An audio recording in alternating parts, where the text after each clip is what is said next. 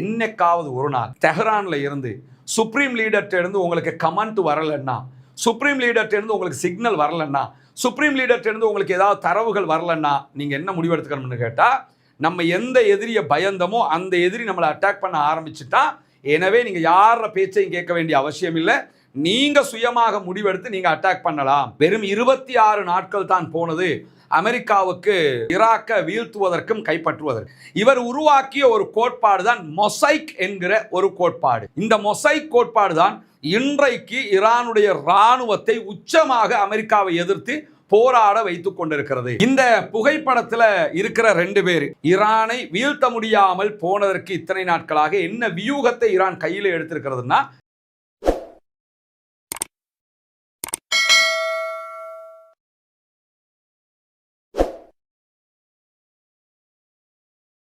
அன்பிற்கினிய சகோதர சகோதரிகளே, நம் அனைவர் மீதும் ஏக இறைவனுடைய அமைதியும் கருணையும் உண்டாகட்டுமாக என்கிற உயரிய பிரார்த்தனைகளோடு இந்த வீடியோவில் ஈரான் அமெரிக்க இஸ்ரேலிய வார்ல ஈரான் இதுவரைக்கும் தோற்கடிக்கப்படாமல் இருப்பதற்கான ஒரு முக்கியமான விவகாரம் பற்றி தான் பார்க்க இருக்கிறோம். அது என்ன முக்கியமான விவகாரம்னு பார்த்தீங்கன்னா, நமக்கு தெரியும் 2003 அமெரிக்கா ஈராக் மேல ஒரு பாரிய யுத்தத்தை தொடுத்தது. ஈராக்கினுடைய அதிபர் சதாம் ஹுசைன் வெறும் 26 நாட்களில் கைது செய்யப்பட்டார். அவர் கைது செய்யப்பட்டதோடு ஈராக்கினுடைய இராணுவம் மொத்தமாக சரிந்தது. அமெரிக்கா ஈராக்கிலே வெற்றி பெற்று விட்டது. முழுமையாக ஈராக்கை ஆக்கிரமித்து கொண்டது. வெறும் 26 நாட்கள் தான் போனது அமெரிக்காவுக்கு ஈராக்கை வீழ்த்துவதற்கும் கைப்பற்றுவதற்கு. அதே நேரத்தில் அதற்கு பிறகும் அவர்கள் பல யுத்தங்களை சந்தித்திருக்கிறார்கள். இறுதியாக நிக்கோலஸ் மதுரோ வெனிசுவேலாவுக்குள்ள புகுந்து நாட்டினுடைய அதிபர் நிக்கோலஸ் மதுரோவை தூக்கிட்டு போயிட்டாங்க. போனதோட நாடு முழுவதுமே அமெரிக்காவுக்கு சரண்டர் ஆயிட்டாங்க, கட்டுப்பட்டாங்க. நீங்க சொல்ற மாதிரி கேட்டுக்கிறோம், பெட்ரோல் வேணுற அளவுக்கு எடுத்துக்கிறங்க, பிடிச்சிக்கிறங்கிற மாதிரி ஆயிடு. இதே மாதிரி தான் ஈரான் அமெரிக்க இஸ்ரேலிய வார்ல ஈரானுடைய சுப்ரீம் லீடராக ஷியா தலைவராக செயல்படக்கூடிய ஆன்மீக தலைவர் ஆயத்துல்லா அலி காமனி அவர்களை இலக்கு வைத்து முதல் நாளிலேயே தாக்குதல் நடத்தியது அமெரிக்கா. அந்த தாக்குதல்ல ஆயத்துல்லா அலி காமனி அவர்கள் கொல்லப்பட்டு விட்டார். அவர் கொன்னுட்டாலே உடனே ஈரான் சரிஞ்சிரும், ஈரான் கண்ட்ரோலுக்கு வந்துரும் என்பதுதான் அமெரிக்கா இஸ்ரேலுடைய வியூகமாக இருந்தது. ஆனால் இந்த நிமிடம் வரைக்கும் 15 நாட்களை தாண்டியும் ஈரான் விழவில்லை. அமெரிக்காவுக்கு எதிராக நெஞ்சை நிமிர்த்தி சிம்ம சொப்பனமாக பதிலடிகளை கொடுத்து கொண்டிருக்கிறது அமெரிக்கா. 1 அடிச்சா அவன் 5 அடிக்கிறானுங்கிற அளவுக்கு அமெரிக்கா மீது அடி விழுகிறது. அமெரிக்காவுடைய இராணுவ விமானங்கள் தாக்கப்படுகிறது, இராணுவ கப்பல்கள் தாக்கப்படுகிறது. அமெரிக்காவினுடைய வளைகுடாவில் இருக்கக்கூடிய எல்லா தளங்கள் மேலேயும் சரமாரி தாக்குதல் நடத்தப்படுகிறது.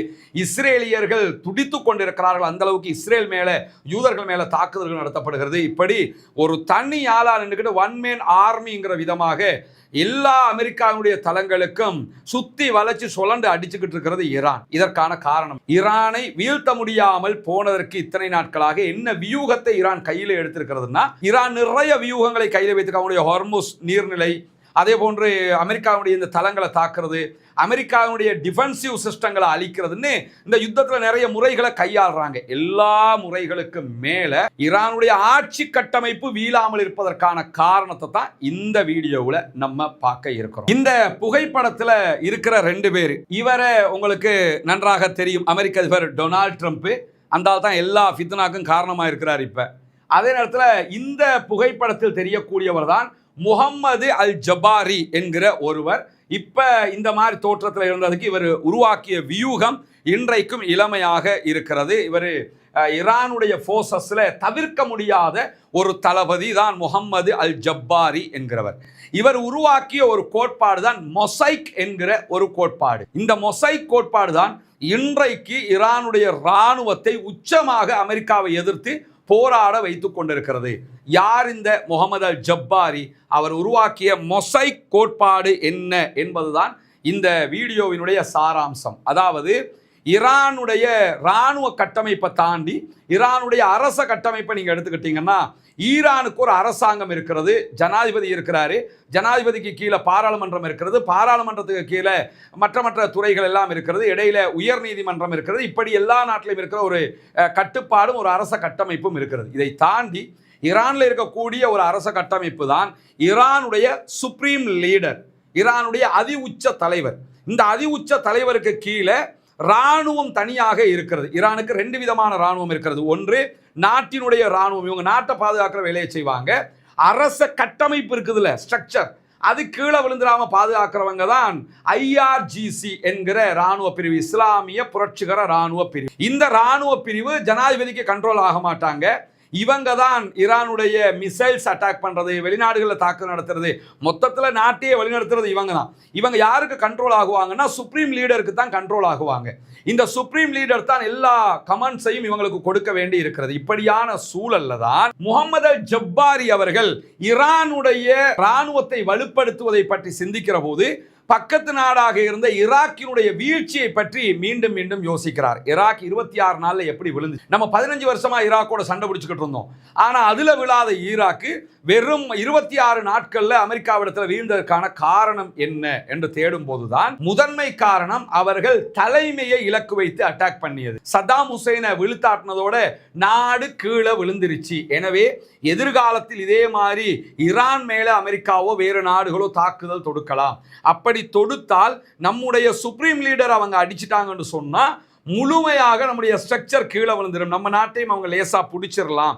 எனவே இதற்கு மாற்று திட்டம் கொண்டு வர வேண்டும் என்று சொல்லித்தான் 2023 ஈராக்ல நடந்ததை படிப்பினையாக வைத்துக்கொண்டு, சதாம் ஹுசைனுடைய ராணுவம் தோல்வியுற்றதை படிப்பினையாக வைத்துக்கொண்டு என்ன பண்றாருன்னா இந்த மொசைக் என்கிற திட்டத்தை உருவாக்குகிறார் முகமது அல் ஜப்பாரி. முதலாவதாக அவர் இந்த கோட்பாட்டுக்கு முன்மொழிந்த முக்கியமான தரவு பகுதி எதுன்னு கேட்டா, சென்ட்ரலைசேஷனை இல்லாமல் ஆக்குவது. அதாவது முழு அதிகாரம் ஒரு இடத்தில் குவிந்து கிடப்பது. அவர் அழிச்சிட்டா எல்லாம் முடிஞ்சு இந்த மாதிரி இருக்கும்ல, பொதுவாக எல்லா நாடுகளையும் இதுதான் இருக்கும்.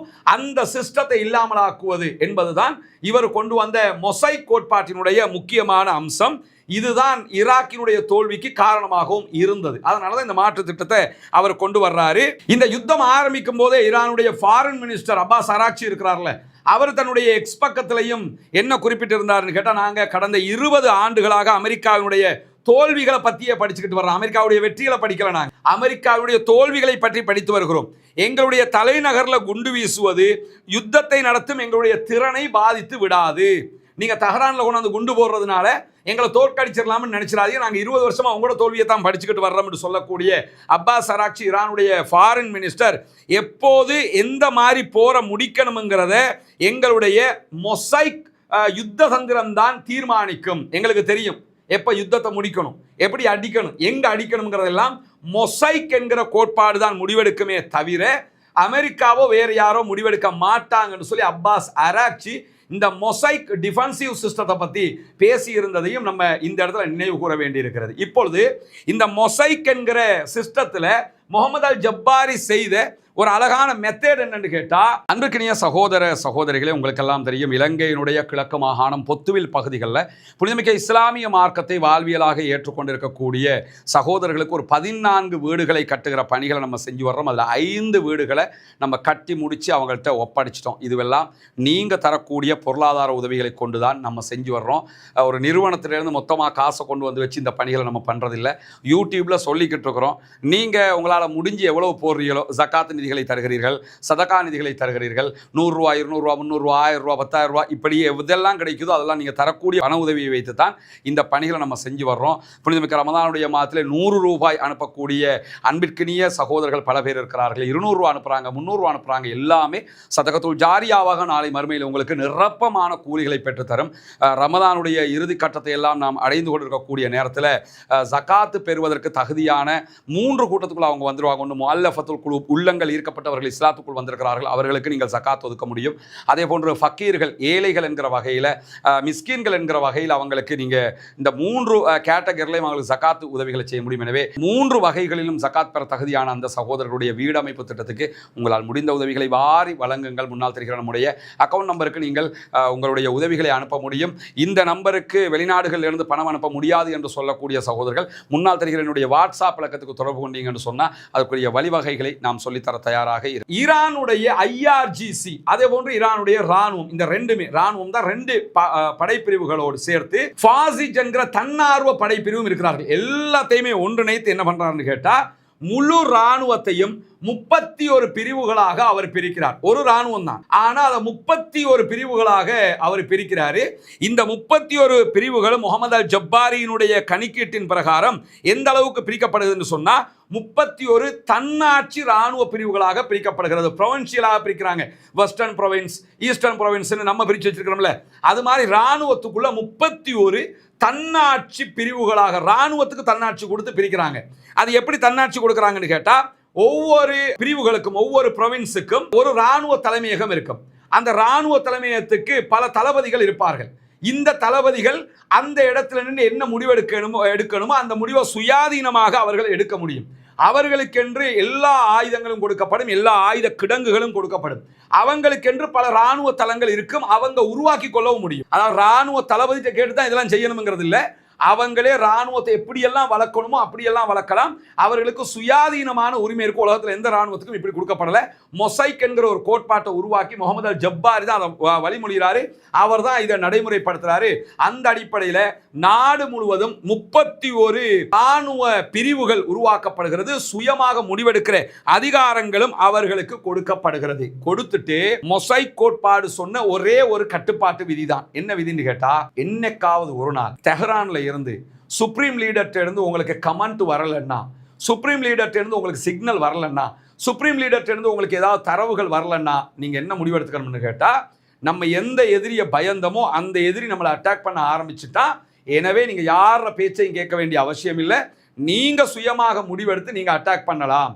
பொதுவாக சுப்ரீம் லீடர் கொல்லப்பட்டுட்டாரு, ராணுவ தளபதி கொல்லப்பட்டுட்டாருன்னு சொல்லி சொன்னா ராணுவத்துக்கு அடுத்து கமாண்ட் பண்றதுக்கு முடிவெடுக்கிறதுக்கு யாரும் இருக்க மாட்டாங்க. யார பேச்சையும் ராணுவம் கேட்காது, ஆயுதத்தை கீழே வச்சுட்டு சரண்டர் ஆயிடுவாங்க. இங்க 31 படைத்தளங்கள் இருக்கிறது, 31 பிரிவுகள் இருக்கிறது. 31க்கும் ஒவ்வொன்றுக்கும் ஆயிரக்கணக்கான லட்சக்கணக்கான சோல்ஜர்ஸ் இருக்கிறாங்க, லட்சக்கணக்கான ஆயுத கிடங்குகள் இருக்கிறது. எல்லாமே தனித்தனியாக கொடுத்து வச்சிருக்காங்க. உலகத்தில் எந்த ராணுவத்துக்கும் இப்படி கிடையாது, இவ்வளவையும் கொடுத்து வச்சிருக்கிறாங்க. 31ல் 2 பேர் எங்களுக்கு அமெரிக்காவோட சண்டை பிடிக்க முடியாதுன்னு சொன்னாலும் மற்றும் உள்ளவங்க சண்டை பிடிப்பாங்க.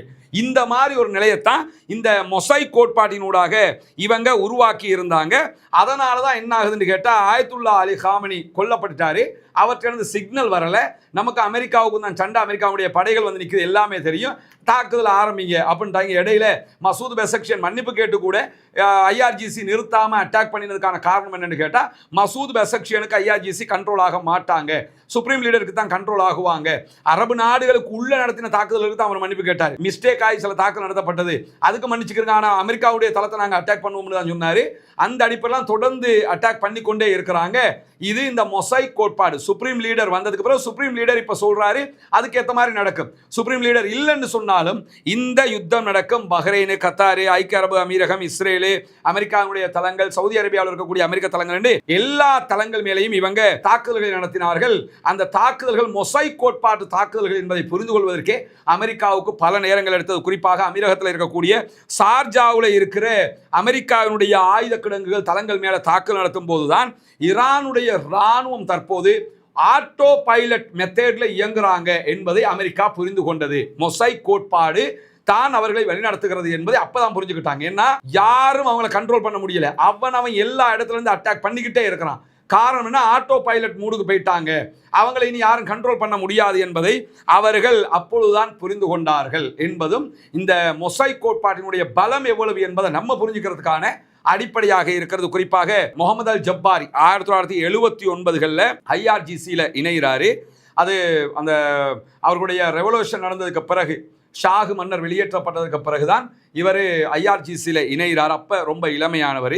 ஈராக் ஈரான் போரில் முழுவதுமாக படிப்படியாக அவர் இராணுவத்தில் உயர்ந்துகிட்டே வர்றாரு. 2005 ஈரானுடைய பாதுகாப்பு வியூகங்களை அமைக்கக்கூடிய டைரக்டர் ஜெனரலாக அவர் உயர்கிறாரு. உயரும் போது தான் இந்த மொசைக் கோட்பாட்டை 2005 தான் அவர் உருவாக்குறார். 2007 முதல் 2019 வரைக்கும் ஐஆர்ஜிசியினுடைய தலைமை தளபதியாக இருந்து இந்த திட்டத்தை ஈரான் முழுவதுமே வேரூன்ற செய்தவர் இந்த முகமது அல் ஜப்பாரி.